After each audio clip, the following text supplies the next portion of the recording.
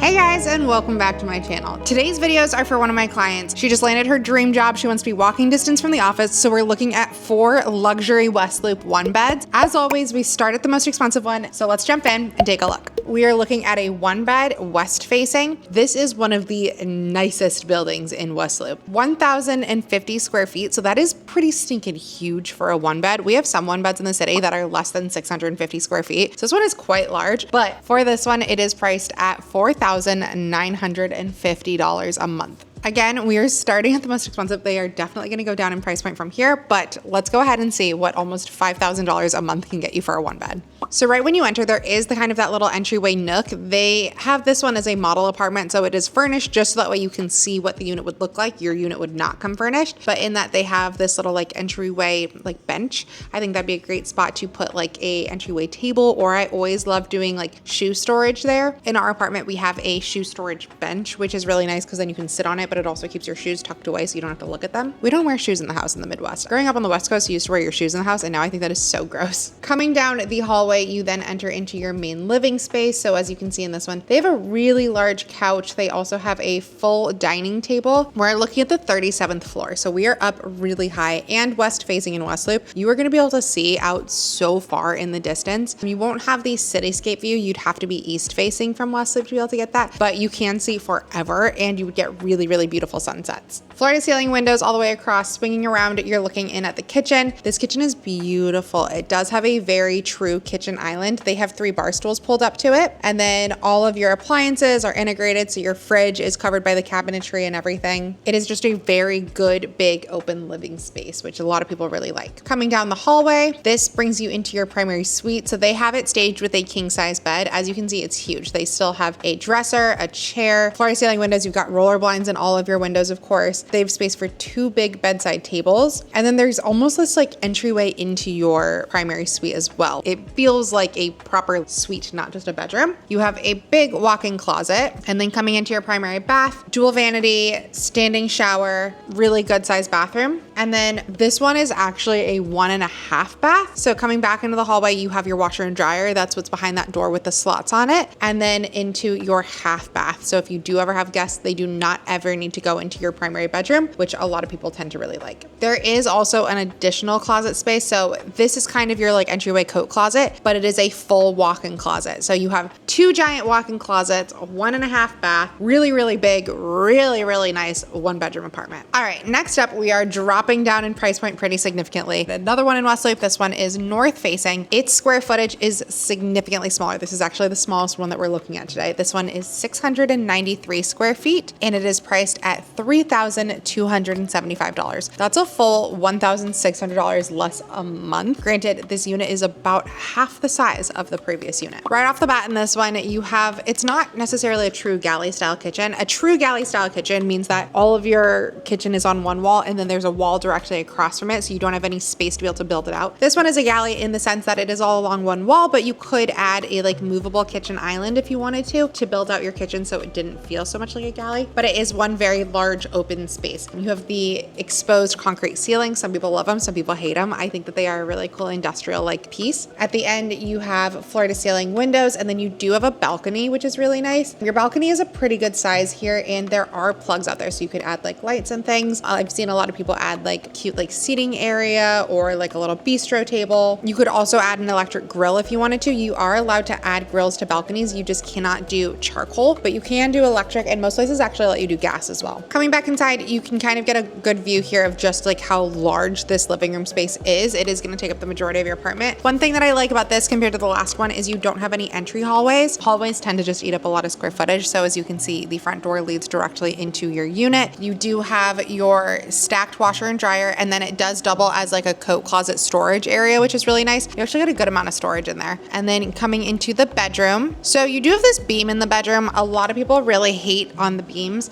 So fun fact, if you're looking at a floor to ceiling window building, most of the time they're going to have beams in there just purely for structural reasons. It's not in there for the aesthetics, I promise you. But most of my clients, once they move into somewhere with a beam, they realize it doesn't bother them at all and they actually really like it and it can help break up the space. So I'm personally not offended by the beam. It'd be nice if it wasn't there because you'd have more of your window exposed, but it can still be really nice. Good sized bedroom space. You can fit a king. This is one of my favorite style closets. So this is a walk-through closet where you walk through the closet to get to the bathroom. I really like that just because I think it is a good use of these square feet. You can just utilize it a little bit better. And then going into the bathroom, you have your standing shower. And this is a Jack and Jill bathroom, meaning that you can enter into it from your living room kitchen, or you can enter it from your bathroom. So if that's something that's important, you don't want people going through your bedroom, you still can do that. Similar to the last unit in that there was that half bath. This one is not a separate bathroom, but people still don't need to go through your bedroom to get there. All right, next up, we are looking at another north facing one bed. This one is a good chunk bigger. This one is 754 square feet, but it's only about $200 less a month. This one is $3,058 a month. Right when you enter, this has a very similar feel and floor plan to the last one to me. These are two different buildings. So this is your coat closet, good for storage. I would say I think the storage in the last one is a little bit better there. Here is your kitchen, floor to ceiling windows facing north. The train is right there. You really should not get any train noise. One thing I like about this floor plan is you can see you kind of have a little nook there. You could build that out as like an entertainment space, like if you want to do your TV and couch facing that way. So I do really like that. And then your bedroom is like more so down a hallway. So again, hallways eat a little bit of square footage, but this feels nice because it does feel pretty separate. You do have your stacked washer and dryer in this hallway. Down at the end is your bathroom. So it's not connected to the bedroom, but it is right next door. But again, guests don't need to go through your bedroom to get to your bathroom. How much do you guys care about that? I personally, I guess I've lived in studios and I've had people come and visit and stay with me in studio. So I'm like, you're seeing all of my space anyways. But like, I do feel like a lot of people really don't want people to go into their bedroom. So I'm interested to see what you guys say. Is that a deal breaker? Is that something that you really care about? Or is it really not as big of a deal? But in your bathroom, same standing shower. These are your luxury options. These are really, really nice. They're all very updated. And then coming into your bedroom, full-size walk-in closet, really nice, big floor to ceiling windows. Again, you could fit a king in this one. Some of your options for kings, you might get a little bit squishy. You might have to only do one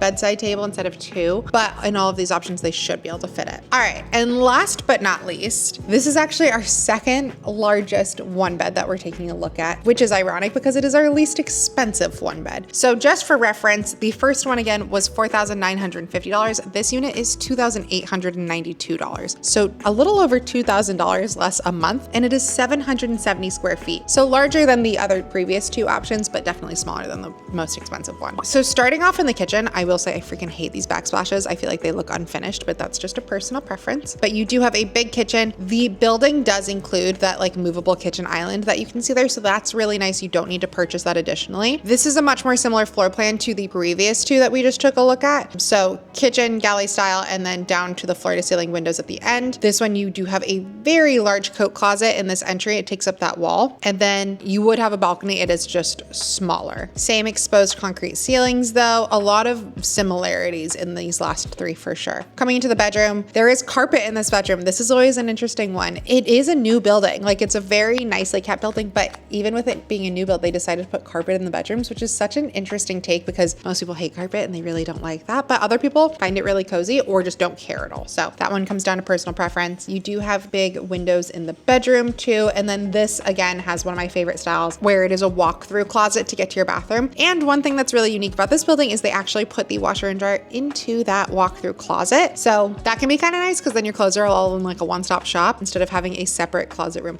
But if you wanted to do laundry at night, could be a little bit annoying. Walking through that closet, going into the bathroom, you do have dual vanity in this one. I love these mirrors with the lights. I think that those are so nice. I don't have a great shot of the bathroom, but it does have a standing shower in there, which is really nice. So dual vanity, standing shower, really nice mirror. And then coming back around, your balcony and everything would face the same way. It's just a smaller balcony than this one that we're currently looking at. All right, guys, those are your four options. I'm intrigued to see what you think, especially because there was such a wide range in price, square footage. Three of the units are so similar and then one of them is completely different. So interested to hear your thoughts. And don't forget to comment down below. Let me know, what do you think about people being able to enter your bathroom from your bedroom or having a separate door from your living room space? Is that something that's really important to you? As always, if you are looking for an apartment, I am a broker with Compass. I help people buy, sell, and rent in the city, and I would love to be able to help you too. So if you are looking, I do have a jot form in the description box, so feel free to fill that out, and I would love to be able to work with you. All right, thank you guys so much for watching, and I'll see you soon.